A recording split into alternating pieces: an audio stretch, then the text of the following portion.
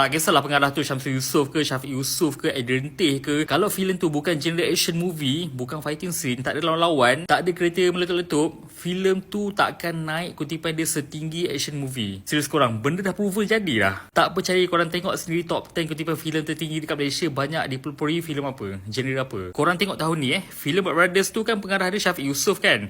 Kutipan 76 juta. Tapi tahun yang sama, filem Solos pengarah yang sama, tapi kutipan dia tak setinggi macam filem Blood Brothers. Nampak tak? So kat sini kita boleh nampak tau, cita rasa orang Malaysia ni, dia suka benda-benda yang gaduh-gaduh, yang fighting scene, yang lawan-lawan, yang meletup-letup. So dia suka benda-benda macam tu.